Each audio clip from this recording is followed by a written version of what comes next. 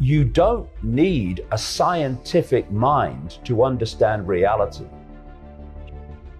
You need a free one. The human disease is ignorance, because the system has made them ignorant. They are ensuring that basically, as much as possible, you only see what you already believe. Ignorance is still a choice. They're trying to make it no longer a choice by suppressing alternative information. But still, now, ignorance is a choice. If people want to know what is possible and what's going on beyond what they're told, it's there still, for now, in books and on the internet, videos, etc., where they can see it. But what they're doing now with the internet is trying to firewall off people in the same way as the Chinese do, but in a more subtle way. Something Tesla said: you can think deeply and be quite insane, but you need to be sane to think clearly. If you look at a human life, it is a 24/7 almost downloading of a program of perception. Look at it. You come out of the womb and you are immediately influenced in your perceptions of the world by your parents, who've been through the same programming process you're about to go through and are not passing it on to you through malevolence, but because they think it's real.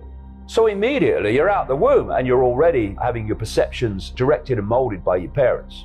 Then 3, 4, sometimes 5 years only after you enter this reality, you're sitting at a desk and an authority figure called a teacher is telling you at least 5 times a week, hours and hours a day, what is, what isn't, what's right, what's wrong, what's possible, what's impossible, what's happened, what's not happened. And in terms of control, they're telling you when you have to be there, when you can leave, when you can eat, when you can talk, when you can go to the toilet. You've only just arrived and this is going on. And then all the way through your formative years, right into your teenage years, this download of the state's version of reality is going on. At the same time, your parents, when you're younger, they are confirming that what you're being told at school is true. All the people around you, your peers and your friends and your acquaintances, are going through the same programming system. Every time you turn on the mainstream media, and much of the alternative, let me say, they are telling you the same thing is true. And so on and on and on it goes. And then there's not only the download of the perception, there's also the policing of the perception.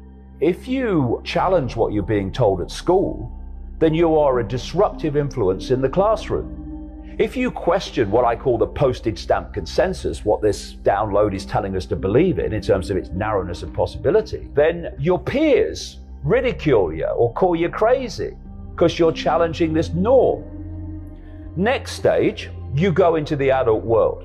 You go into politics, you go into journalism, you go into medicine, you go into science, you go into the corporate world, you go into education to be a teacher or an academic. And what are you taking in to those institutions? The core programming that you've been downloading since the day you were born. Actually before, in the womb, through the mother as well, perception programming.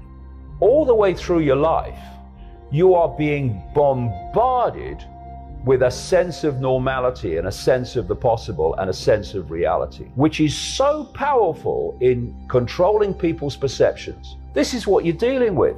You're dealing with people who are so programmed, they cannot literally think outside of it. So, as Tesla said, they can think deeply within the program, but they can't think clearly, so they see beyond the program. Why do animals know when an earthquake's coming? Why do they know when there's a storm coming before humans do? Because they haven't been to school. They don't read the local newspaper and watch the mainstream media. They've not got peer pressure all the time to desensitize them from the wider field and focus them only in a tiny band of it. Because everything is energy in the end, everything is waveform energy in its base form. When you start to expand your awareness into the greater field, you're expanding your awareness into greater understanding, into greater insight, into greater knowledge. And that's the last thing that the few seeking to enslave and direct billions want you to do. They want you isolated in a sense of little me, in a sense of everything's apart from everything else, rather than we're all expressions of the same awareness having different experiences. And so the system has been set up to pressure people from the earliest age to sense and self-identify themselves with the labels of experience rather than the infinite, eternal totality of who we really are. We're at this fork in the road where people have to choose. Are they going to go on being controlled sheep and robots of the control system, or are they going to wake up and take the road to freedom? And that's the choice that people are facing now and will face ever more blatantly in the next few years.